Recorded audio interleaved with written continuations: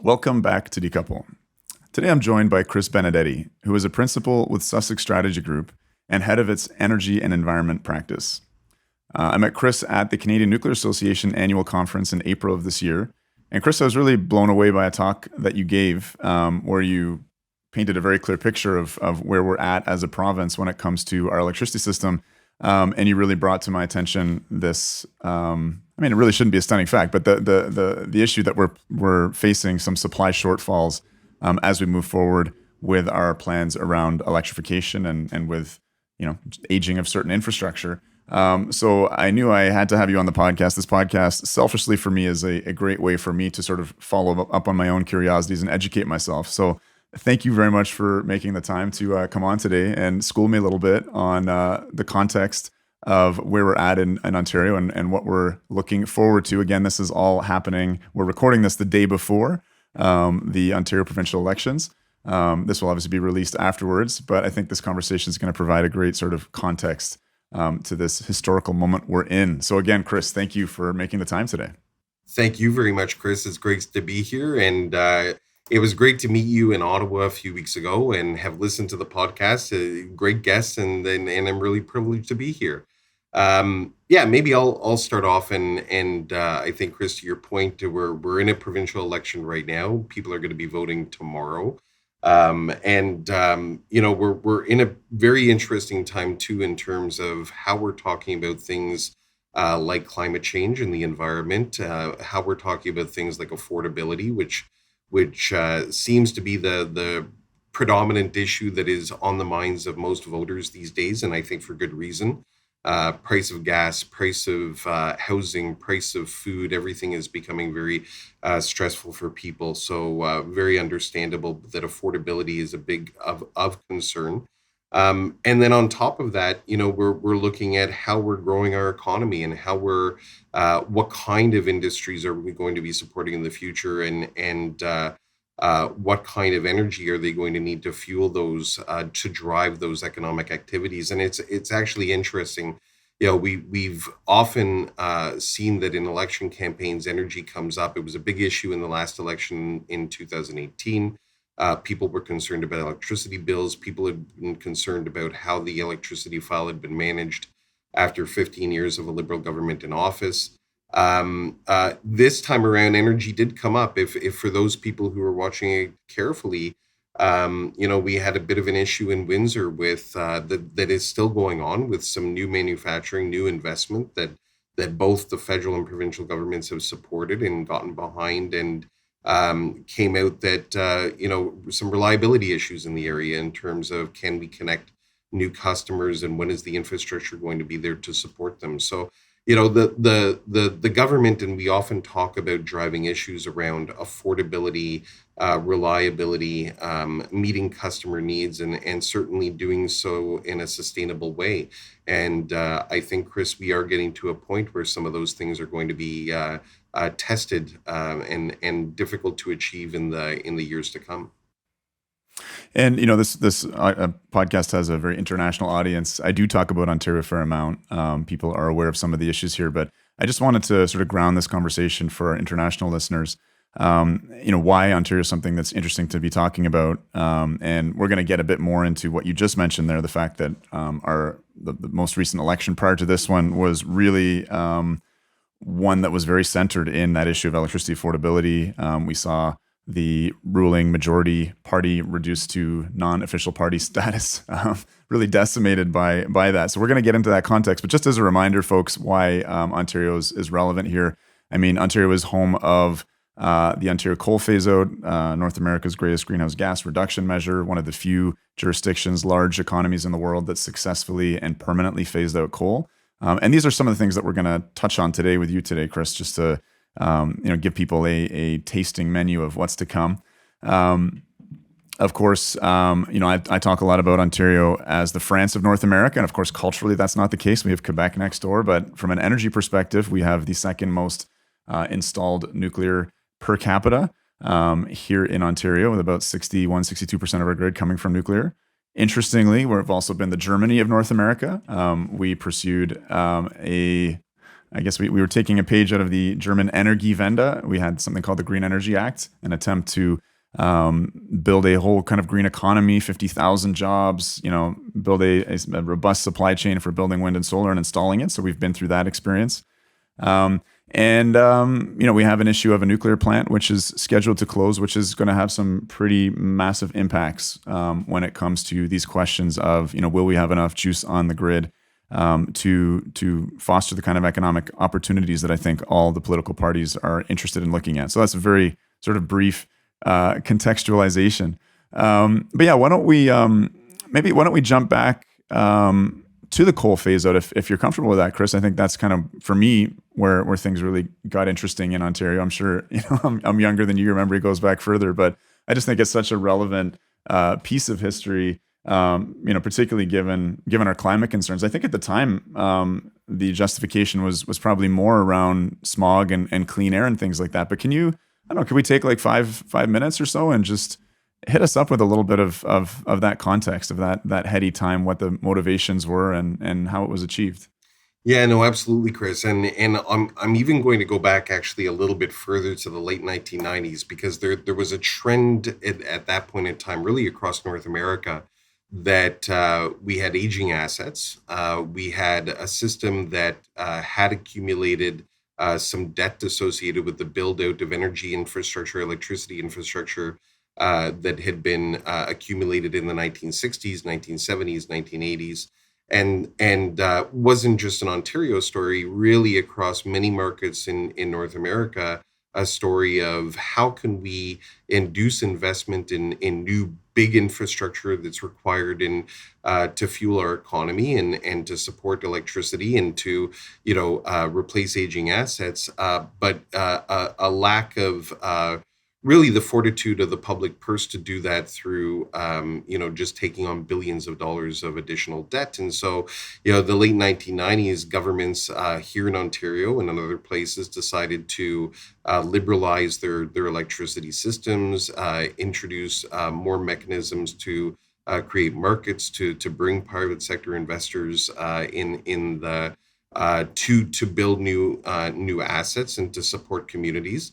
And it worked, and certainly it worked here. It worked in a lot of other places. It's really fascinating if you look at how different markets have evolved. No two markets really across North America are that much the same. They all have their peculiarities, but certainly here in Ontario, going through that exercise came at a time where, mixed with how do we introduce new private sector investment in the space, how do we also look to start to transition to cleaner forms of power. And you're absolutely right, Chris. Back in those days, the precursors to smog, being NOx and SOx, were really the focus of attention. And so when the Liberal government was elected in 2003, and keep in mind, this was right after we had the massive blackout that originated in Ohio, but certainly was felt here in Ontario, testing a lot of those questions about privatization and the market and what kind of assets are we building, also created a lot of thinking around energy independence, which has been a big factor in the Ontario market, whereas other markets pursued great trends towards market openness and liquidity. Some markets, went in a different direction. Quebec, for example, overbuilt their system predominantly to serve their own economic interests in selling electricity into the northeastern part of the United States. Here in Ontario, it was very much to sustain our own population and not get out over our skis, as it were, in terms of making sure that we're building the kind of assets that are going to serve our economy well. The decision was made at that time that coal and getting out of those assets that were big drivers of air pollution was seen as a human health measure. And my recollection at the time was that government was talking about $4 billion worth of avoided healthcare costs. Certainly, asthmatic people and others that had those kinds of effects from smog. And I remember living in Toronto on those hot summer days where you would see this layer of smog over the city, and quite frankly, we don't have that anymore. The So big smoke. yeah, but Yeah. what was interesting at the time is, government came in, and there are lessons that we can learn because, government came in 2003, and my recollection was the original pledge was to get out of coal by 2007. I think the last coal units actually shut down in 2014 in Nanticoke. So I think the lesson to be learned there is, it takes time to facilitate energy transition.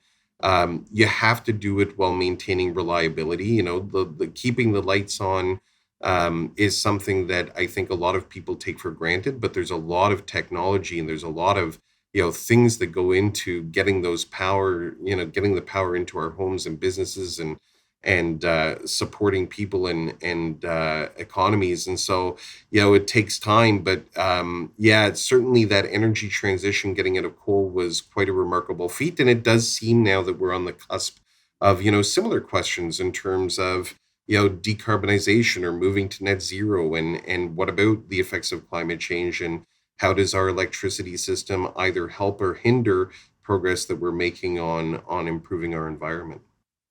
Yeah, I mean it's a fascinating story, and one that felt, as someone who's been interested in the environment and climate for some time, has not been very well told. Even, when I started to investigate it, because I heard the crazy claim. I think it was a Asthma Canada report that was released alongside Bruce Power, making the claim that Bruce had provided 70% of the electricity supply to supplant coal, and I found that to be pretty stunning. And then Pickering provided the other 20%, so a full 90% of the. There was some decrease in demand because of the Great Recession of 2008, but nuclear did really the heavy lifting, and is what delivered such a incredible CO2 reduction. And really, it's interesting looking nationally at how we've done as an OECD country. Canada's really bottom of the pack in terms of emissions reductions, and that's largely because the Alberta oil sands, added so much in the way of emissions. But Ontario helped us sort of hold the line by dropping off an enormous amount of coal. I mean, we were 25% of our grid was coal. A couple of things though that I wanted to visit from what you were just saying. This whole question of having these older assets, a debt load, wanting to build some new stuff, but not really have it on the government books. A real sort of aversion to bringing on debt, and the impulse towards liberalization as a result. I'm just curious about this because Ontario Hydro, which is what existed before we liberalized and broke things up in terms of distribution and generation. I mean, we used to build these massive assets. Nanticoke was the largest coal plant in North America. We have these nuclear units like Pickering, eight nuclear reactors side by side. Turbine hull that's a kilometer long. Bruce as well, two 4-packs of CANDU units. This was at a time when government wasn't afraid to put out some bonds, raise the capital. They were certain that there was going to be more demand that would justify and make it a safe investment and something that could be paid off and could de-risk the capital. When things were liberalized, and I think we'll probably shift into talking a bit about the Green Energy Act soon, because this is probably pertinent. But this idea of, okay, we're going to attract private investment in different ways to build these assets, but it won't be on the books, as it were, in terms of the government taking on debt. Isn't that just a way to sort of transfer that money into the ratepayer? Because that's my understanding, is that we issued these very lucrative contracts through the Green Energy Act. Ultimately, it's now back on the taxpayer because something else we'll probably talk to in terms of trying to alleviate the ratepayer bills that got really out of hand. Maybe we can roll that into talking a bit about the Green Energy Act. But yeah, I'm just curious about this question, because we're now facing that. We're going to be needing to add new assets. We're going to need to procure new supply. How do we pay for it? The good old days, it was bonds. And it sounds like there's this interim period where it's, enticing private capital to come in. And I'm just curious what that vehicle or mechanism looked like. It's a fascinating thing, Chris, in that we think of electricity as a utility service. It is a utility service. And if you think about, in a typical utility service, you try to recover the costs of the operation of your system and the provision of the commodity from the beneficiaries of that service almost in real time. So if we think about, your electricity bill, your electricity bill traditionally has been volumetric. So you pay traditionally, in a utility concept, you would pay on the basis of that which you consume, fairly close to the period of time that you consumed it. And, the benefit of the grid, we often talk about the grid being good. One of the reasons why the grid is good is because you can take that holistic cost of offering the service across, millions of different customers, and on a per unit basis, it's far, greater or more cost effective to manage that in a utility type of way, rather than each customer being responsible for their individual generation. And it's fascinating. If you go back in time, and I'm on University Avenue here in downtown Toronto, there's a beautiful monument to Sir Adam Peck just down the street from me. And there was a point in time that electricity was kind of robber barons, and electricity was tied to individual plants, and it was a very decentralized system, but that created a lot of winners and losers. And back in the 1920s, there was this view that it's a common public good, and that view of electricity as being a public good is something that is very pervasive in Ontario, but also the concept of it being a utility service. What's really happened over time, I think, is two things. One is that the cost of providing that service has gone up. So the cost of infrastructure is quite a bit. The cost of running the system is extensive.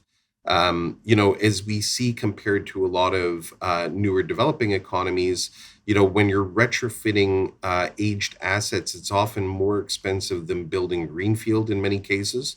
And so, there's cost to not only maintain what you have, but to keep it modernized, keep it upgraded. And obviously, Ontario is a very large geographic place. And so we want to provide common degrees of service, depending on, if you're in a high density urban setting in a condo, and that has its own particular challenges in terms of making sure that everybody has good access to electricity, or if you're a mill operating in Northern Ontario, or a mine, and it's important that they have good access to electricity as well. So those are costs that need to be managed, but the ability of the rate base to recover those costs is difficult, and I think the other thing that's happening is that the way in which we're producing and consuming electricity has changed. So for over 100 years, you could directly correlate electrical use to GDP growth. We had a good understanding of what our electrical needs were going to be. Where are the factories? Where are the people? What do we need to build? The electricity was flowing predominantly one way. So, you produce it in big power plants, and then you use wires to step it down into our homes and businesses. And now what we're seeing is that the kind of power that we're producing, or where it's coming from, is different, and how we're consuming electricity is a lot different too. And so in a physical space where it's difficult to store electricity in just its natural state, and we have to use technology to best manage the assets, that is becoming a much more complicated exercise, and it's becoming a much more expensive exercise. And so if we then layer on top of that we want the power to look and feel a certain way, in terms of, we don't want it to be highly emitting, we want it to be low emitting, we want it to have certain qualities and characteristics to it, that just adds to the complexity. So, I think that it is something where policymakers have to think about, well, who is going to pay for that? But there also needs to be an appreciation that as we look to reduce emissions, there is a human health benefit, there's an environmental benefit. And so is it just the electricity ratepayers that should be paying for that benefit? Or should some of that be paid for by the public as a whole, as a public good? And that's where I think you see the rationalization of saying, okay, electricity ratepayers are going to pay for something in a traditional utility sense, but then we also appreciate that the taxpayers as a whole, or the public treasury, should pay a sum as well, to recognize the benefits that they're receiving for the system being beneficial to human health and the environment. And I think that's what the last progressive conservative government rationalized when they did the comprehensive electricity plan, and now the Treasury is paying a significant part of Ontario's electricity bills. Mm-hmm. But I guess just specifically on that question of like bond-based funding versus, like, let's just move into the Green Energy Act. Sure. My understanding was that the governing Liberals at the time, they were excited to be first movers on renewable energy. They saw an opportunity here. They were influenced by the likes of Amory Lovins and the Germans. They wanted to get something going, but they didn't want the government in the traditional way. Ontario Hydro, if it had already been deregulated at that point, Ontario Power Generation, to be putting all of this, doing all the building themselves, or putting these assets on their own books. So they issued these lucrative 20-year locked-in contracts. Can you talk about that a little bit? Because I think Sure. that provides vital context to our election right now, as well as the 2018 election. Because my understanding is that the Green Energy Act, raised the price of electricity quite a bit. So let's help us Yeah. understand that. No, it did. And maybe if I could just take it back a little bit of a step earlier, back into the 2000s, going to my comment in terms of trying to liberalize the market, trying to have risks taken by private sector investors and not the risk taken by the state or state-owned enterprises. The first round of facilities and contracts that were built were actually gas-fired generators. So if you go back into that mid-2000s period, there were some early stage renewable projects that were actually competitively procured and built, but there were a lot of gas plants built too. And in fact, those gas plants were very much in those days, and if you go back and look at a lot of those gas contracts, they were actually called the clean energy supply contracts. And it was largely because of that reduction in NOx and SOx emissions that the gas plants didn't have. CO2 or GHG emissions wasn't so much the focus.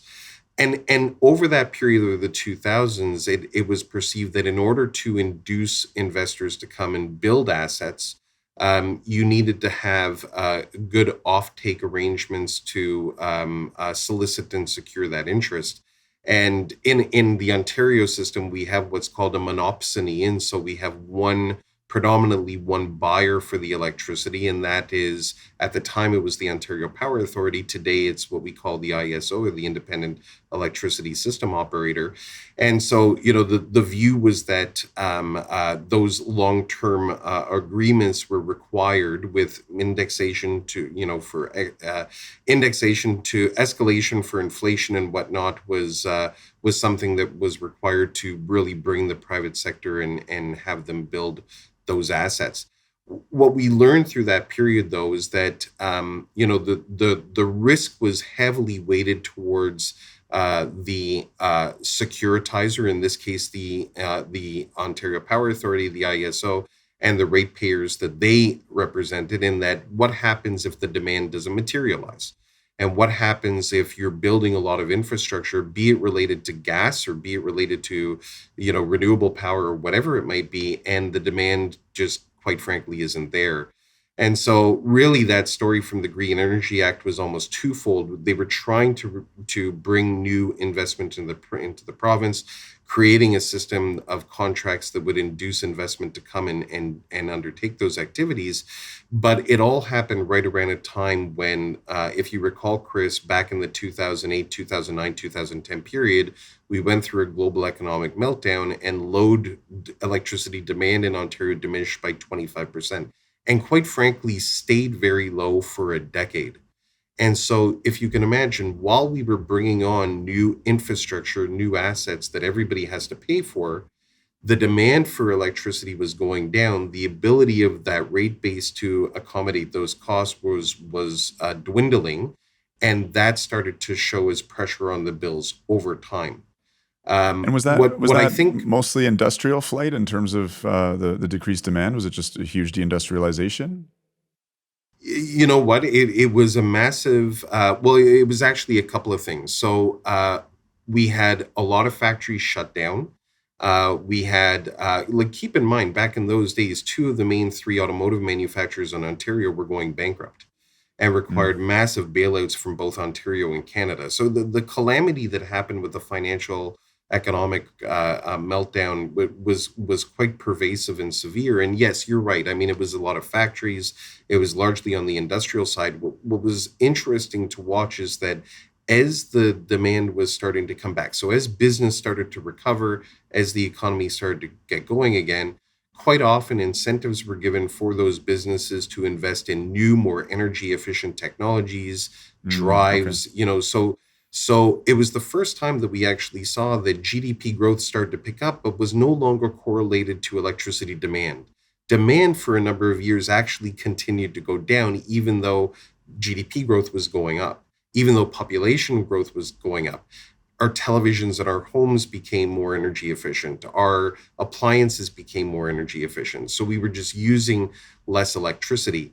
One thing that I think should also be said about that period in time is that the government really felt, and to your point about Germany and other places, I think the government really felt at that time that renewable energy, and in particular the manufacturing of solar panels and wind turbines, was going to be the new automotive industry for Ontario. That Right. Right. we were going to replace those automotive manufacturing plants with towers and solar modules and wind turbines and all sorts of different things, and that this was going to be a continental economy that Ontario was going to fuel. And what we now know, history is, didn't exactly play out that way. And you're absolutely right. Ontario electricity customers felt that, certainly over time, and had an effect on the Liberal government, particularly in that 2015, 16, 17, and then in the election of 2018. But in that moment, I think the government rationalized their thinking around, okay, we need to bring the private sector. The state can't take on the risk. Although the contracts were built in such a way that the state was taking on quite a bit of risk, and we need to incent the manufacturer of technology to replace jobs that we thought that we were going to lose. And there was, of course, the World Trade Organization, because I think the part of the Green Energy Act was that a certain amount of the installed capacity here in Ontario had to be made here in Ontario, and that was struck down. But I guess also, as we've seen, the supply chain for wind and solar is so commodifiable, it tends to run to the areas with the cheapest labor, worst environmental regulations, and cheapest energy, which I guess has been kind of places like China and Vietnam.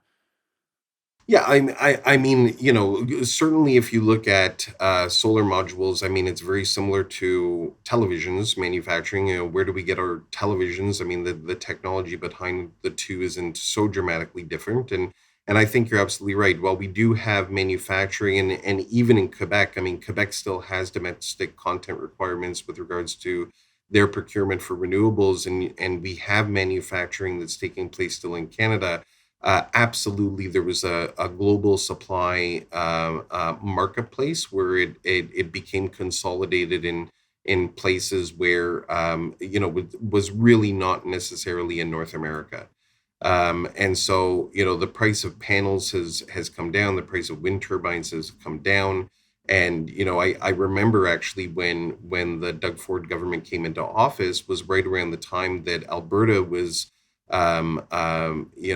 wind assets were being built in Alberta for as low as 6 cents a kilowatt hour, without any real government backstop. They were, the merchant market and the rec market were significant enough to induce that investment. Meanwhile, in Ontario, we were still, building assets under contracts that were quite a bit higher than that. Yeah, I think it's like 16 cents for wind and 49 for solar. Yeah, I mean, certainly depending on the vintage, Right. we've had competitively procured wind in Ontario for under 7 cents a kilowatt hour, 8 cents a kilowatt hour, but we've also had it at the other end of the spectrum, as well as on solar. I mean, I remember when the early days of the FIT program, some residential solar was at 80 cents or even higher than 80 cents a kilowatt hour. And obviously, those prices came down over time, but yeah, I mean, there certainly was a bounty kind of philosophy at the time that we really want to induce people to undertake these activities. We really, really want farmers to put solar panels on their roofs. And what's really fascinating, Chris, is if you look at the most of the megawatts that were actually procured under the feed-in tariff program were really procured fairly early in that 2009 to 2011 standpoint. While they did continue to procure some smaller solar after that, we only really had two rounds of large scale, big utility scale assets. But the lingering effect on that is something that, we're continuing to talk about today. Now, just quickly, getting back to all these gas plants that were built in the early 2000s, I know there was a policy move, the Ontario Clean Air Alliance, which was a key sort of civil society driver of the coal phase out. Their policy proposal was that gas be used to replace coal rather than nuclear. But what's the explanation? Because that's, I think, vital to understanding our current mix. which is that we have a majority nuclear, a decent amount of hydro, some renewables, but we have a lot of idle gas sitting there. Why was so much built in the early 2000s? Was that just in anticipation of these new market dynamics? Was it because there was a plan to actually use gas and nuclear won out in terms of that coal phase out? Can you help us understand why we're sitting here with 11 gigawatts of gas that are sitting almost entirely idle, at least up until Pickering's anticipated closure? Yeah, I mean, it's a great question, and there's so many lessons to be learned. I mean, I'll start with the point that I made earlier around government coming into office in 2003 with a great ambition to get out of coal by 2007. When you start creating expectations around transition of energy in such a short period of time, there's only a few options that you're putting on the table for yourself. And at that point in time, with that kind of a duration in terms of what can you actually get, what steel can you put in the ground, and what can you actually mobilize fast enough to accomplish that, it was seen predominantly as gas. As I mentioned, the government at the time was investing a little bit in competitively procured water power, solar, and wind. But even back in the mid 2000s, it was commonly viewed that solar and wind, you would need a few years to go through the permitting and approvals process. Water power, you would need several years to go through all the permitting and approvals processes to do that. And then nuclear obviously has its own permitting and approvals process that is can often be quite timely. Ironically, ironically or maybe not, but the thing about gas is that it's a relatively small footprint, and so to if you look at the power station itself, and keeping in mind that Ontario actually does have a lot of infrastructure under the ground for gas distribution. So getting gas often is not that big of a challenge. Obviously, it depends on where you are. It's not great in the north. It's not great in more remote areas or rural areas. But in the main, it's to put in a gas plant back in those days, you could get it up and running within a 3-year time period. And so that was a big driver in terms of transitioning to gas. As I mentioned at that time, the main preoccupation was with smog and not so much GHG emissions. And so, moving to gas was seen as a great tool in order to do that. And I think, it's important to note that with nuclear at the time, there was a great enthusiasm for nuclear. There always has been in Ontario. But at that point in time, there was some questions out there in terms of what the can-do market had looked like. There were some questions about, the British Energy's investment in the marketplace, which was there at the time, and how that was sort of not so much the Ontario assets, but British Energy as a company, some global volatility on that side, and also, the refurbishment of 2 units at Bruce, and some challenges that we're seeing there. So I will say on the nuclear side, I think we have come a long way in the last 20 years, and largely through the collaboration of Bruce Power and OPG, to get the refurbishment and the build ecosystem in Ontario just to a place where there's a great degree of confidence in terms of what that market can offer to Ontarians. Didn't necessarily exist in exactly the same way back 20 years ago. Mm-hmm. Mm-hmm. And yet there was 6 units that were had been mothballed that were brought back. Correct. Pretty quickly. Not lightning fast, but pretty quickly. That's very interesting what you're saying about how fast it is to build gas, because, maybe jumping a little too far ahead here, but, talking about these coming capacity shortfalls that we're anticipating, of course, the kind of path dependency that you could sleepwalk into doing gas pretty easily if it weren't for the climate concerns there. We're talking about, there's ideas at least floating around a gas phase out here in Ontario. Probably not too realistic given the IESO's, assessment of this, but if strictly speaking, if we are anticipating a shortfall of 3 or 8 gigawatts of gas by 2030, of electricity, one of the pragmatically quick, easy things to do would be to build even more gas plants. Of course, gas is getting expensive. Now, I mean, there are other options, and I understand that the government has even been looking at building hydro in Northern Ontario. Maybe before we leapfrog to that, let's bring in a bit about the extension of Pickering, because there was a plan for Pickering to close in 2018. And I'd love to understand a little bit more about the context of that, and why ultimately that was done.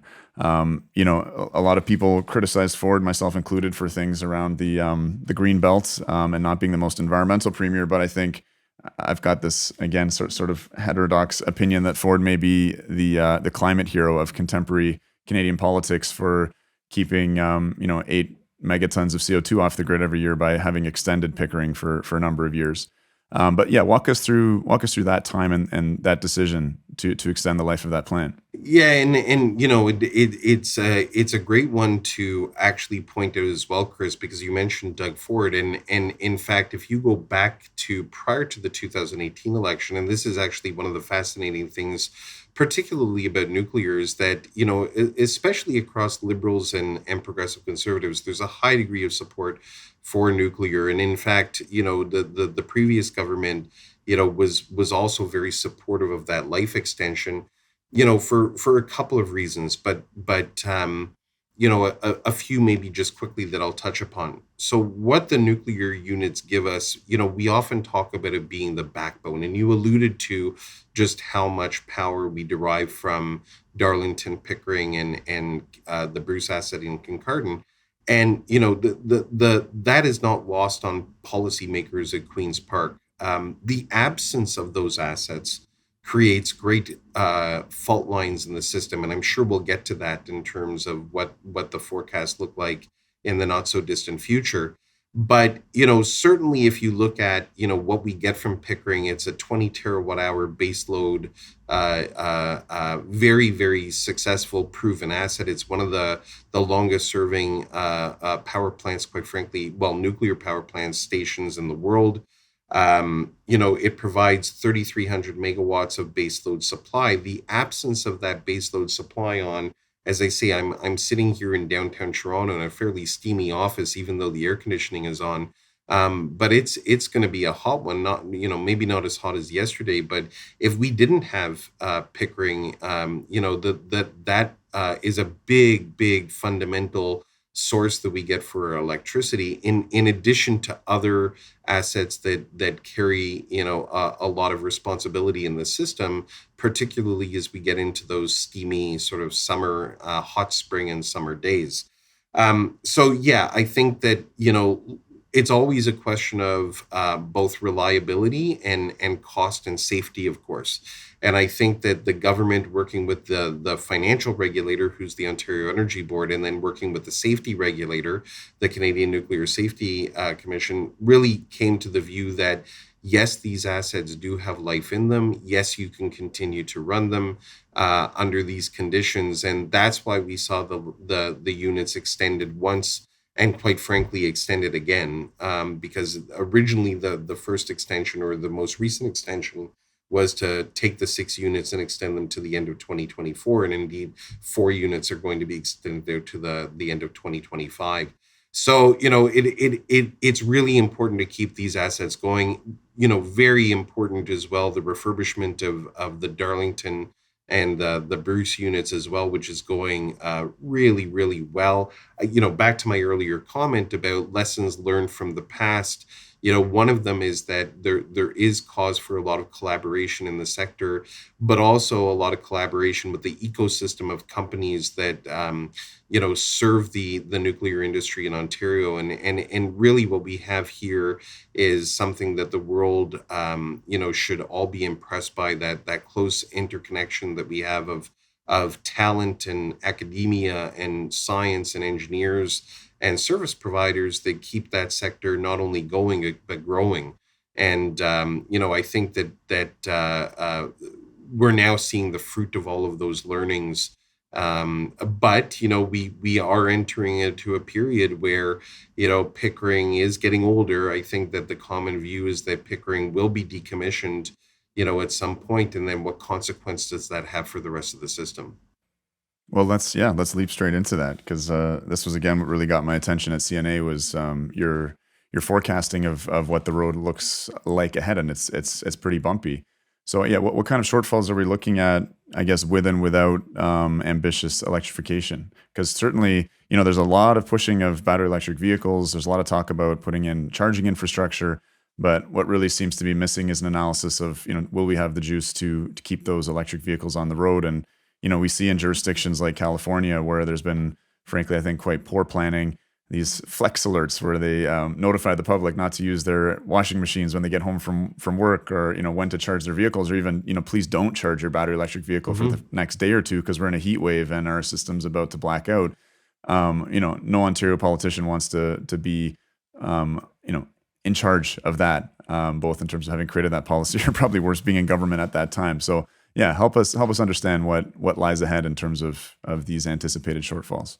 Well, and you know what, Chris, I should start by recognizing that I think that there's still a few thousand customers as we're on this podcast in the Ottawa area that haven't had power now. I think for going on 10 days, and as you know, we've gone through a heat wave over the next 2 days, and that's not only affecting people's comfort, but it affects seniors, it affects people on home dialysis, it affects businesses, it affects I think we have to appreciate just the importance that electricity plays in our lives.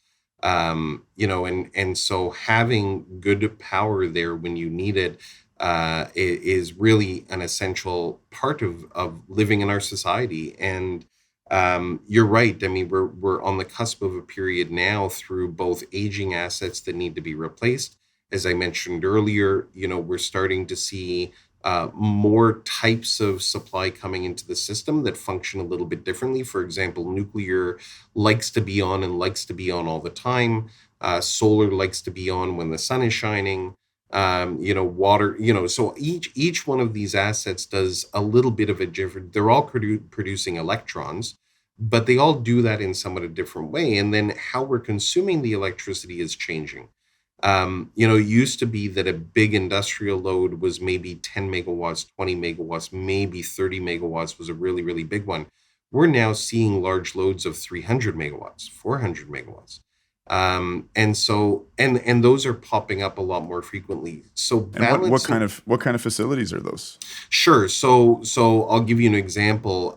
It's everything from new large mining loads in Northern Ontario. Certainly, the conversion of industrial processes like Algoma Steel in Sault Ste. Marie is taking a 100-year-old steelmaking facility where they've used coal for many years to produce steel. Now they're going to be manufacturing steel using electricity instead of using coal, greatly reducing our GHG emissions footprint, huge contributor to combating climate change. Even just that one industrial transition will take the equivalent of 1 million cars off the road. But they need about 300 megawatts of electricity to do that, and they're going to be consuming that 300 megawatts pretty much all the time. And so if you think of it from a physical standpoint, you're essentially taking northeastern Ontario, in particular Sault Ste. Marie, and you're doubling the electricity demand, and you're doing that in a relatively short period of time.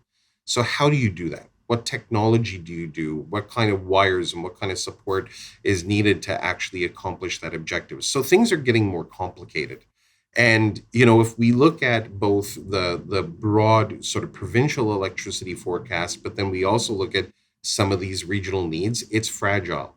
So from a provincial-wide standpoint, the IESO, who plans and forecasts our electrical demand for the province, is estimating that by 2026, we're going to have a deficiency of about 7,000 megawatts of what we call capacity in our system. Now, to be clear, that deficiency, we are going to, in Ontario, continue to have more electricity than we need most of the time.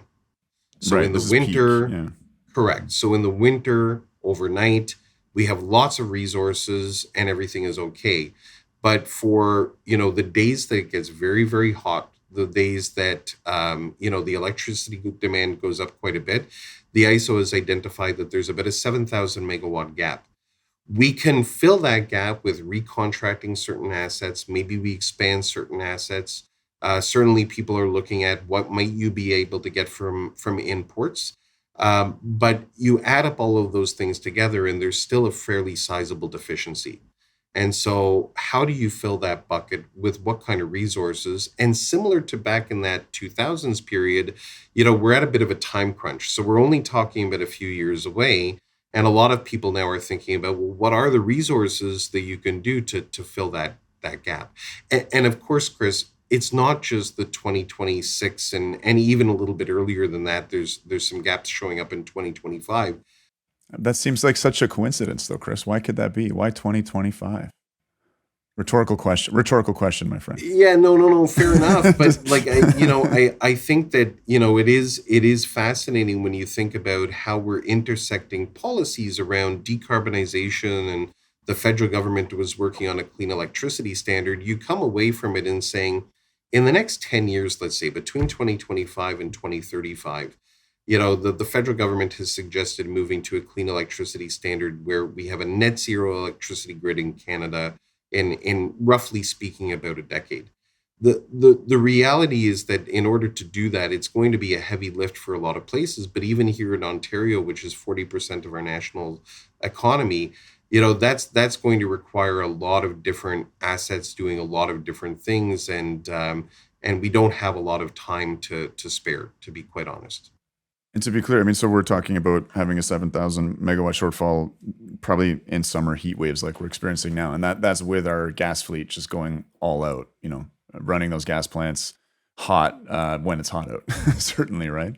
And still being short. Yeah. Yeah, that's correct. And then if we look at over time, that 7,000 megawatt deficiency, the current forecast has that we get up to about a 12,000 megawatt deficiency in the 2030s. And so now, a couple of things to note, Chris. Forecasts are never accurate. So reality is always going to be different from the forecast. But, if you kind of step away and look at it as objectively as possible, do we think we're going to use more electricity in the future than less? And, if you think about the direction of the electrification of transportation, electric vehicles, but, large industrial loads like Algoma Steel, not to mention data centers that are going in, Amazon, Microsoft, and whatnot, population growth, we're using a lot more power. Our neighbors, New York, Manitoba, Quebec, Michigan, Minnesota, they're all using more power too. A lot of different markets are going through similar dynamics. So it does beg the question. I mean, what kind of resources do we need for the future? How do we induce investment in them? It seems like everyone wants a piece of Quebec. Everyone's like factored into their planning in this part of Northeast North America that they'll be getting some of those clean hydro electrons from Quebec. I mean, are we in a situation where Doug Ford's the new license plates on our cars that used to be yours to discover, now it's open for business? Is the promise of open for business at threat because of these projected capacity shortfalls, and will companies be with these large draws on the grid be moving to Quebec, which in turn I guess would mean that Quebec would be using more of its own clean energy assets at home and have less to export? Is that something that you're anticipating or seeing? Well, a couple of things there. I mean, first off, we're already starting to see fissures popping up. And I mentioned earlier, even this election campaign, how the topic of being able to power a new manufacturer in Windsor, in particular LG Chem, associated with a new EV manufacturing facility going into Windsor, is on the ropes. And so, media have reported that they're not moving into the market because they can't find enough access to power. Other media reports have said that no, it's still being contemplated. I think the point here is that there are places in this province that don't have good adequate supply of electricity, and that needs to be addressed. The other thing too is that what we're certainly seeing from the investment community and for large manufacturers is that they have ESG requirements that they want the power to look and feel a certain way. So they want characteristics, particularly on the E side of the ESG component, to be reflective of those core values, and that's all going in a particular direction that I think utilities and system providers are going to be cognizant about. In terms of Quebec, though, they have their own challenges too. And so Hydro-Quebec came out with their own strategic plan that shows that, Ontario, we consume most of our electricity in the hot summer months, largely because of an air conditioning load. While in Quebec, most of their home heating is electric and not gas. In Ontario, it's mostly gas. In Quebec, It's mostly electricity. A whole topic for another podcast session in terms of the historical, how did different markets pursue different technologies. But whereas we have challenges in the summer, they have challenges in the winter. So Quebec, and I could say the same thing about New York and other markets that are typically competing with us for siting new fabrication facilities, new manufacturing facilities, whatever it might be. They have their issues too, and I think that it's incumbent upon all of these provincial markets and utilities to be thinking about what are the customers going to need, how do we get it to them, and how do we do so as quickly as possible or as quickly as the technology will allow us to do that. And I'm always surprised. Like this seems to be, and maybe I'm off base on this, but in terms of this turnaround in thinking about demand forecasting, I mean, is this a sudden wake up call? People going, holy shit, we're going to need more power, and they like 6 months ago we weren't thinking this. Like, how quickly has this turnaround reached the sort of policymaking consciousness?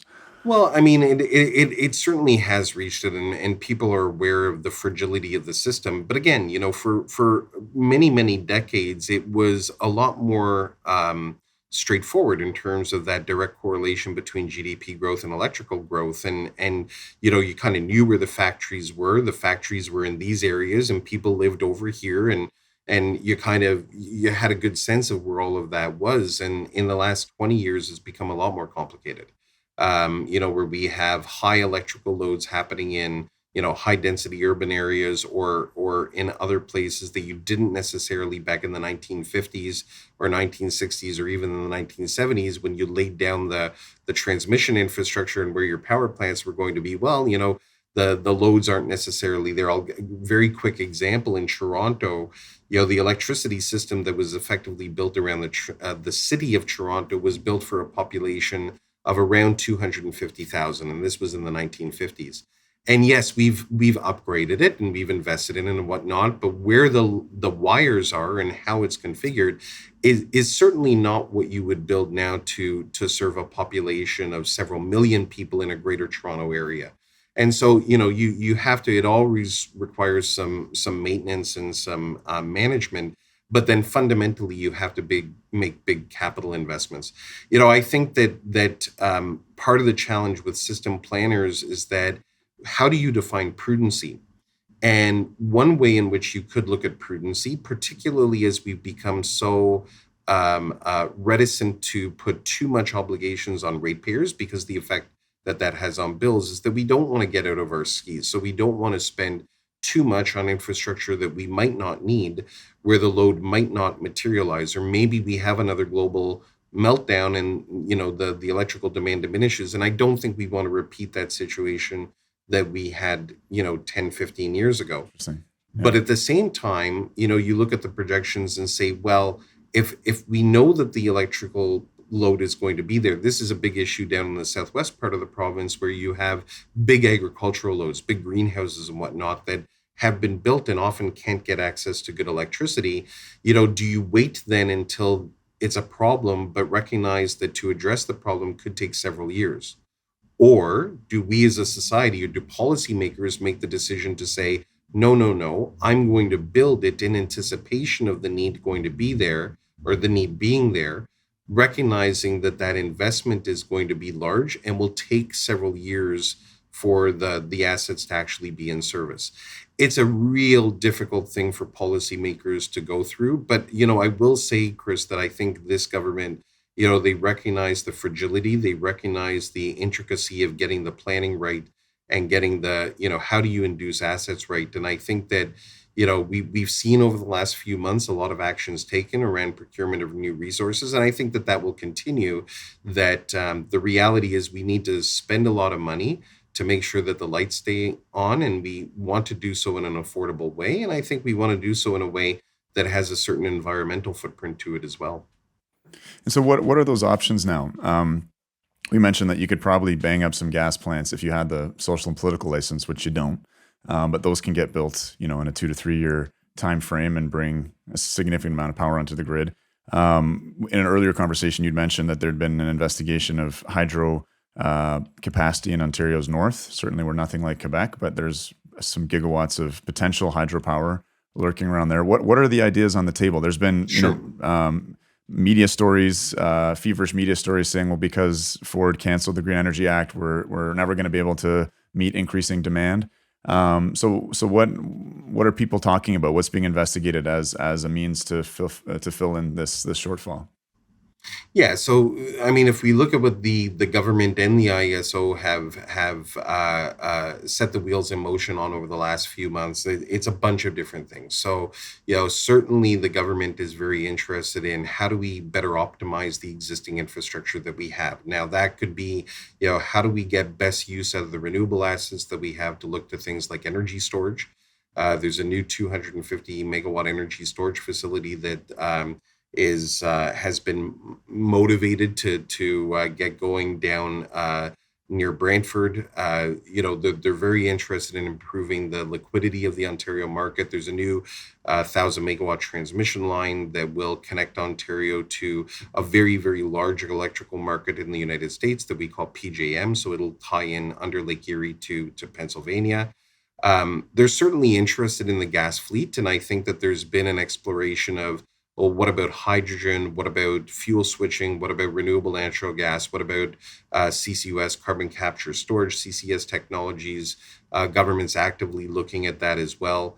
Certainly the government is interested in hydroelectric development and both, what is the future of existing hydroelectric assets that we have? How do we procure more of it in the future?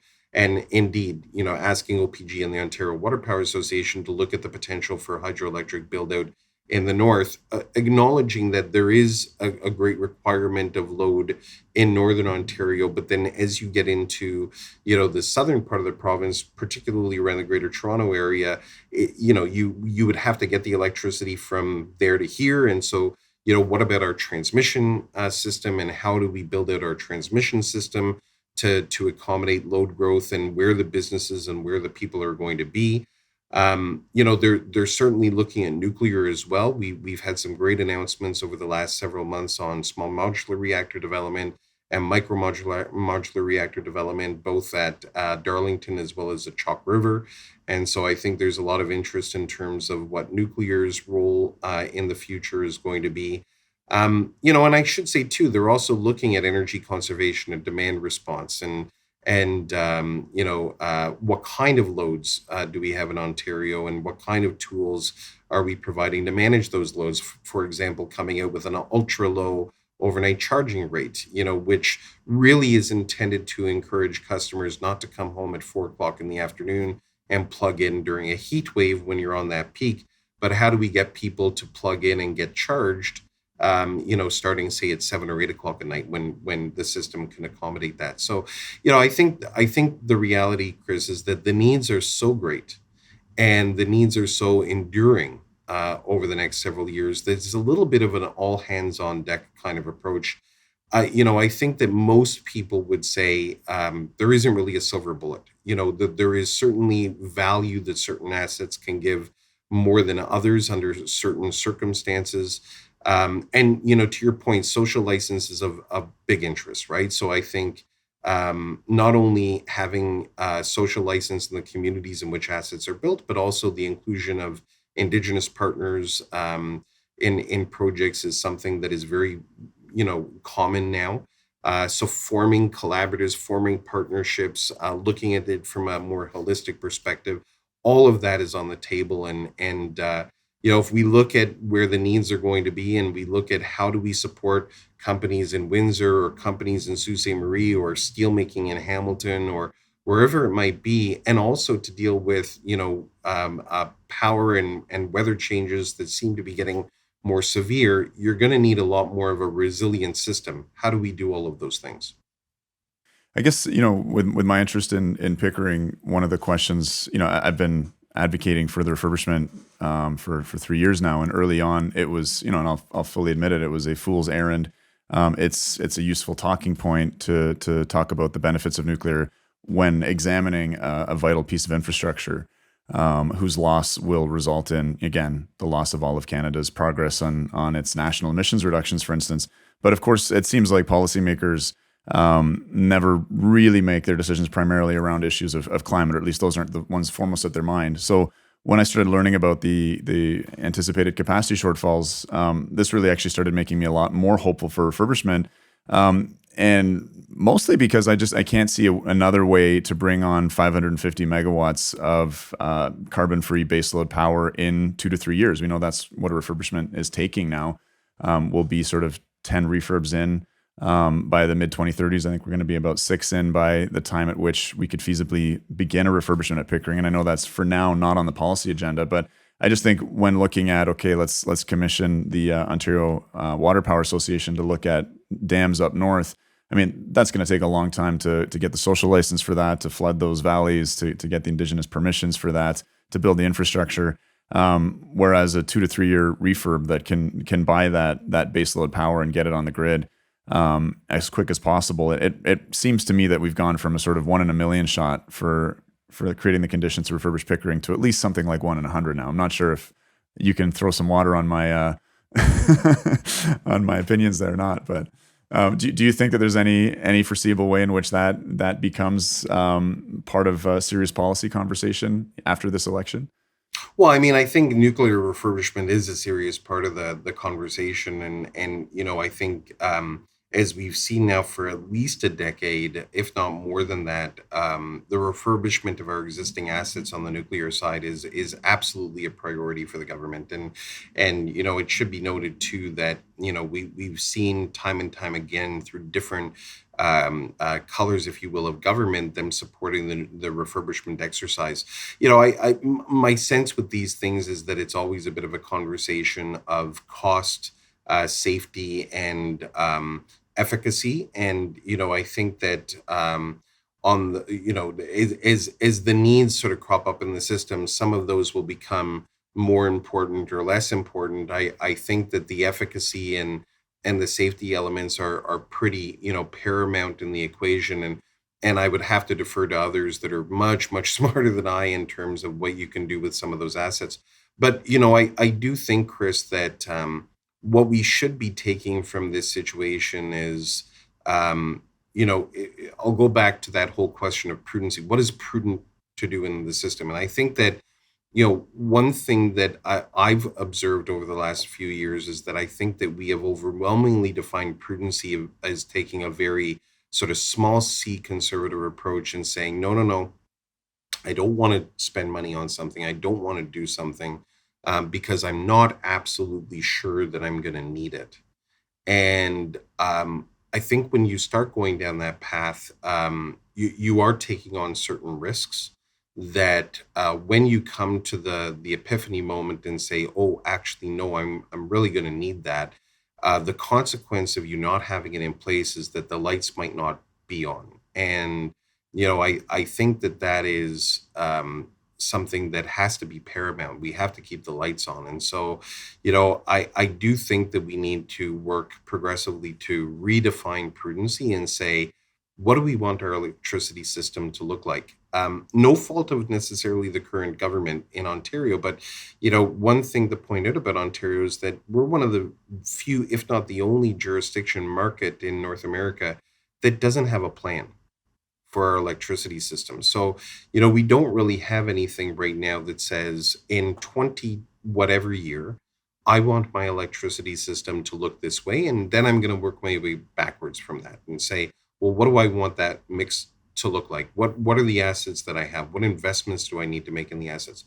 I do have hope. I mean, the government has asked the ISO and has struck a special panel that will be headed by a gentleman by the name of David Colley, a very experienced individual in the sector, that is the electrification and energy transition panel that will be reporting to the government. I guess the listeners will know who the government is. We're a day before the election, but we'll report to whomever the government is, I suppose. But I think most likely the progressive conservative government, on what how do we support electrification and how do we support energy transition. But fundamentally, I think it does lead one to conclude that we really do need a plan, and hopefully some of these things will guide us on what a plan is. Because I think, to your point about Pickering, or be it other assets, or be it new nuclear potential for new SMR development, for new even can-do development, what kind of value would those assets bring to the system when do we need to start motivating action on those assets? And my gut instinct is that the answer to that last question was yesterday. We're behind the eight ball, but I also think it's important to underscore, Chris, that it's really folly to put too many eggs into a single basket. Our system is complex, it's fragile, and it's diverse. And I think that you do need a bit of an all hands on deck. There is going to be a role for a lot of different resources in the system, and I think it's really mapping out how can all of those assets work together in such a way that we're trying to make the system as affordable as possible, as reliable as possible, and as sustainable as possible. Well, Chris, I think we're going to leave it here, but I do appreciate you using home dialysis as a reason for why keeping the lights on is so vitally important. It's not something that I'd thought about recently. My own baby was in an incubator for 5 weeks, so this issue of electricity reliability is important. Of course, hospitals and neonatal intensive care units have diesel backup generators, but that's a real frightening idea. Folks that do dialysis at home and need that electricity to do that, that's a real life and death situation. So thank you for enriching my my understanding yet further with that anecdote and so much more in this episode. I've come a long way, so thank you so much for your generous donation of your time here. I guess we're all on a little bit of a knife's edge here in terms of what's going to happen in tomorrow's election, but that'll all be determined by the time this goes out. So again, thanks for making the time at this such an important time in our province. And we look forward to hopefully having you back one day, Chris. Absolutely, Chris. A lot of fun. Really appreciate it. And that's great. Thank you very much.